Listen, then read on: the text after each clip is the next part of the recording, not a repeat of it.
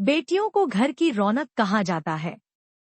घरों में बेटियां होने पर उसे लक्ष्मी का रूप भी कहा जाता है।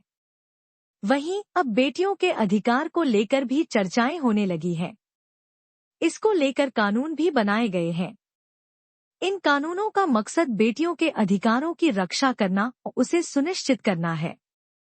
खास तौर पर बात की जाए तो हिंदू उत्तराधिकार अधिनियम 1956 की, तो इसको लेकर करीब 20 वर्ष पहले यानी 2005 में एक संशोधन किया गया। इसके तहत बेटियों को अपने पिता की संपत्ति में समान अधिकार दिए गए। हालांकि इसी कानून के तहत कुछ क्लॉज ऐसे भी हैं जब बेटियों को पिता की संपत्ति में अधिकार नहीं मिलता है। आइए जानते हैं आखिर वह क्या नियम जो बेटियों को पैतृक संपत्ति में अधिकार से वंचित करता है।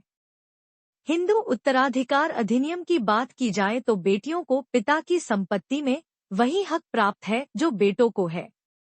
हालांकि कुछ स्थितियों में बेटियां पिता की संपत्ति में हक नहीं ले सकती है।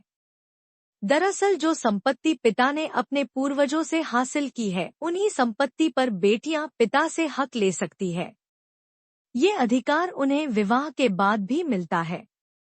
लेकिन जब तक पिता जीवित है तब तक बेटियों का उनकी संपत्ति पर कोई हक नहीं होता है। यही नहीं, पिता का स्वर्जित संपत्ति पर भी बेटियों को अधिकार नहीं होता है। कानूनन बेटियां ऐसी संपत्ति जो उनके पिता ने अपनी कमाई या मेहनत से अर्जित की है उस पर दावा नहीं कर सकती हैं। बेटियां एक स्थिति में पिता की संपत्ति पर अपना अधिकार नहीं जता सकती हैं।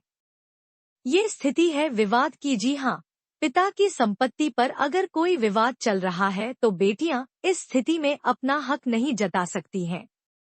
कुल मिलाकर बेटियों को बेटों के बराबर अधिकार को दिए गए हैं।